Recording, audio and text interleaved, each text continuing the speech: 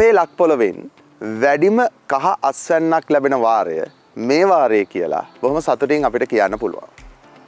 ඒ වගේම තමයි වැඩිම කහ වගාකරුවන් පිරිසක් කහ වගාවට එකතු වුණු වාරය මේ වාරය කියලත් අපිට කියන්නට පුළුවන්. ඉතින් අද දවසේ අපි බලාපොරොත්තු වෙනවා ඔබ ගෘහස්තව කහ වගා කළ කහ වගාකරුවෙක් නම් ඔබේ පරිභෝජනය සඳහා ගෘහස්තව කහකුඩු ස්වල්පයක් සකසා ගන්නා ආකාරයත් කහ පේස්ට් සකසා ගන්නා ආකාරයත් පිළිබඳව ඔබව දැනුවත් කරන්නට. ඒ වගේම තමයි ඔබ කහ වගා නොකළ කෙනෙක් නම් ඔබ මේ වන විට වෙළඳ පොලෙන් කහ මිලදීගෙන තිබෙනවා නම් ඔබේ ගෘහස්තයේ පරිභෝජනය සඳහා කහකුඩු ස්වල්පයක් සකසා ගන්නා ආකාරයත් කහ පේස්ට් සකසා ගන්නා ආකාරයත් පිළිබඳව දැනුවත් වෙන්නට අද දවසේ ඔබට හැකියාව තිබෙනවා.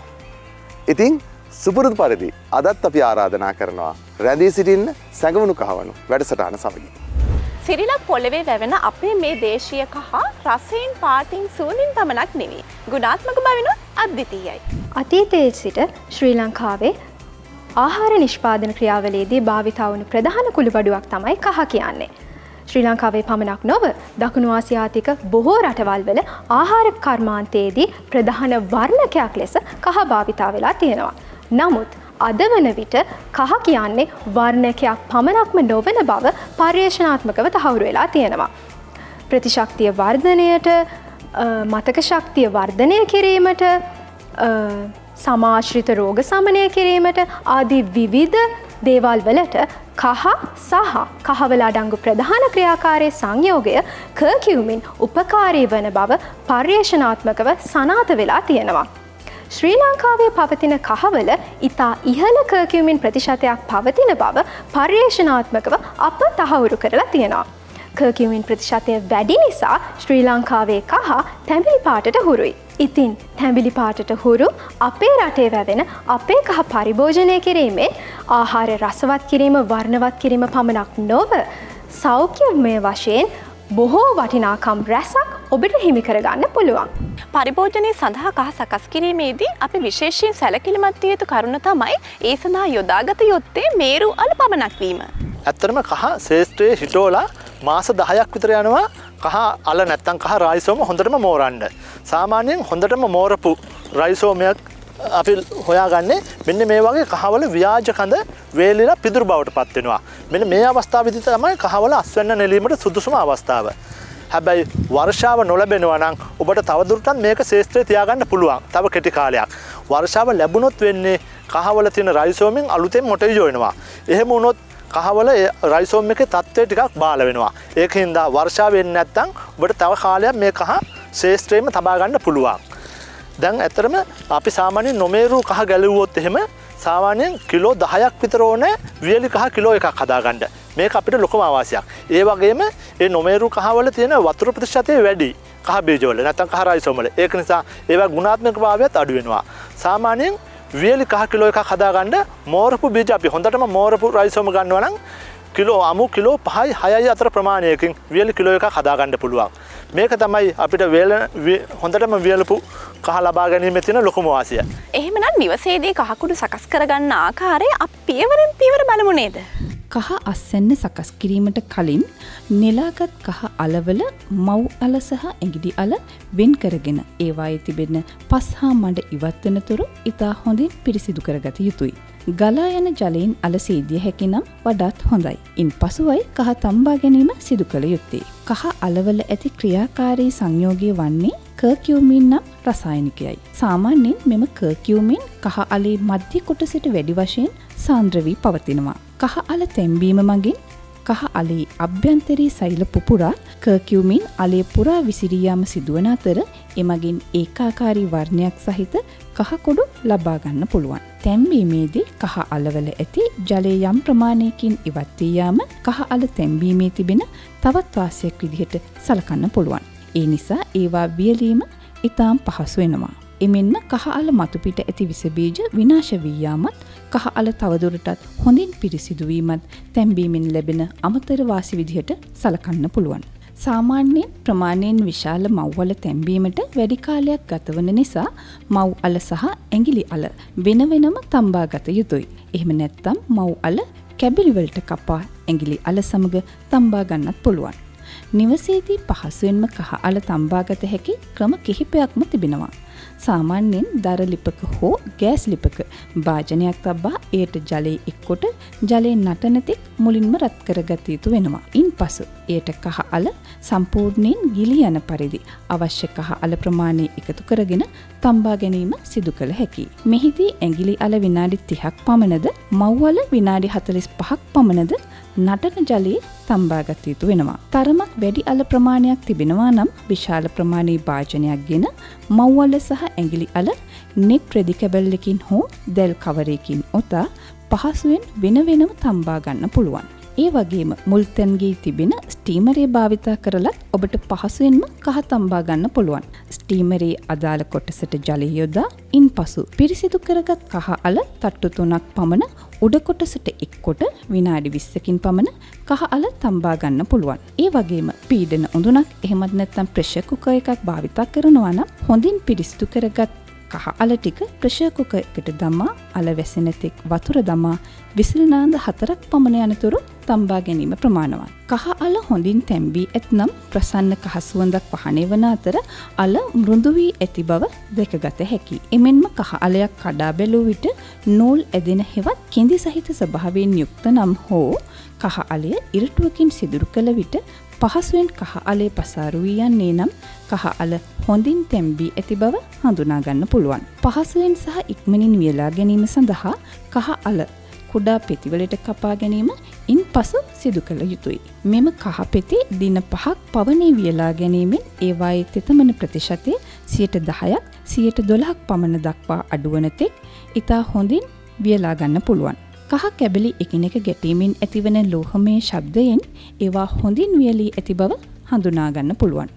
කහ අල වියලුණු පසු ඉතා තද ස්වභාවයක් ගන්නා නිසා පෙති කපා වේලා ගැනීමෙන් ඒවා කුඩු කර ගැනීමත් ඉතාම පහසු වෙනවා. මෙලෙස හොඳින් වියලාගත් කහ කැබලි වීදුරු හෝ ප්ලාස්ටික් අසුරණයක සුළං නොවදින ලෙස ගබඩා කර වසර 2ක් වුණත් කල් තබා ගන්න පුළුවන්. අවශ්‍ය වෙලාවට එයින් ටිකක් අරගෙන ග්‍රයින්ඩරයකින් කුඩු කරලා පරිභෝජනයට ගන්නත් පුළුවන්. කහ කුඩු විතරක් නෙමේ කහ පේස්ට් එකත් ඔබට නිවසේදී පහසුවෙන්ම හදාගන්න පුළුවන්. පළමුව අපි හොඳින් මේරුණු කහ අල පස් සහ වැලි ඉවත් වෙන තුරු හොඳින් සෝදා පිරිසුදු කර ගන්නවා. පිරිසුදු කරගත්ත කහ අල අපි හොඳින් තම්බා ගන්නවා. මෙලෙස හොඳින් තම්බාගත් කහ අල කුරුට්ට ඉවත් වෙන තුරු හොඳින් පිරිසුදු කර ගන්නවා.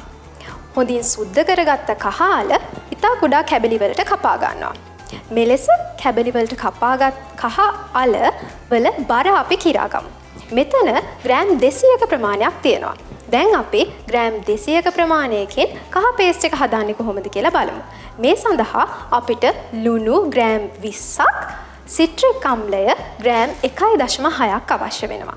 සිට්‍රික් අම්ලය කියන්නේ මෙතනදී අපි ආම්ලික මාධ්‍යයක් ලබා දීමට භාවිතා කරන ද්‍රව්‍ය. සිට්‍රික් අම්ලය ඕනෑම එසෙන්ස් බඩු කඩයකින් හෝ සුපිරි වෙළඳ සැලකින් ඔබට ලබා ගන්න පුළුවන්. ග්‍රෑම් 1.6ක ප්‍රමාණයක් කියන්නේ සාමාන්‍යයෙන් යෝගට් හැඳි 1/4ක විතර ප්‍රමාණයක්. දැන් අපි කහ කැබලි, ලුණු, සිට්‍රික් අම්ලය සහ ජලය ස්වල්පය බැගින් එකතු කර ගනිමින් හොඳින් කහ පේස්ට් එක අමරා ගන්න ඕනේ. මෙන්න මේ විදිහට ග්‍රයින්ඩර් එකක් භාවිතා කරමින් හොඳින් අඹරාගත්ත කහ පේස්ට් එක පසුව අපි මල නොබැදෙන වානේ බඳුනකට දාලා බුබුලු නගිනතුරු හොඳින් පිස ගන්න ඕනේ. මෙම නිෂ්පාදනය මාස 6කට වඩා කල් තබා ගැනීමට අවශ්‍ය නම් නැත්නම් ඔබ ව්‍යාපාරයක් සඳහා මෙය සිදු කරනවා නම් ඔබට අනුමත කල් තබා ගැනීමේ ද්‍රව්‍යයක් එකතු කරන්න සිද්ධ වෙනවා. මෙතනදී අපි සෝඩියම් මෙටා බයිසල්ෆයිඩ් SMS නමින් හඳුන්වන අනුමත ආහාර කල් තබා ගැනීමේ ද්‍රව්‍ය එකතු කර ගන්නවා. අපිට මිලිග්‍රෑම් 14ක ප්‍රමාණයක් අවශ්‍ය වෙනවා. එනම් ඇඟිලි තුඩු දෙකට එකතු වෙන මෙන්න මේ වගේ ඉතා ස්වල්පයක්. SMS එකතු කරගත්ත කහ පේස්ට් එක මෙන්න මේ විදිහට හොඳින් මිශ්‍ර කරලා පිරිසුදු ජීවාණුහරණය කරගත් වීදුරු බෝතල් වල හෝ පිරිසුදු ප්ලාස්ටික් කෝපවල අසුරා ගන්න පුළුවන්. අද අපි කහ ග්‍රෑම් 200ක්ට භාවිතා කරේ අපිට කහ පේස්ට් එක ග්‍රෑම් 160ක් ලැබුණා. ඔයාලා කහ කිලෝග්‍රෑම් එකක් භාවිතා කරනවා නම් ඔයාලට කහ පේස්ට් එක ග්‍රෑම් 800ක් ලබා ගන්න පුළුවන්. මෙන්න මේ විදිහට ඉතා පහසුවෙන් නිවසේදී ඔබට කහ පේස්ට් එක නිෂ්පාදනය කරගන්න පුළුවන්. අපිට නිවසේ පරිභෝජනයට වඩාත් වාසිදායක වන්නේ මේ ආකාරයකට කහ කුඩු සකසන එකද නැත්නම් මේ ආකාරයට පේස්ට් සකසන එකද? කහ කුඩු සෑදීමේදී වගේම කහ පේස්ට් එක සෑදීමේදීත් අපිට කහ අල තම්බා ගැනීමට සිද්ධ වෙනවා.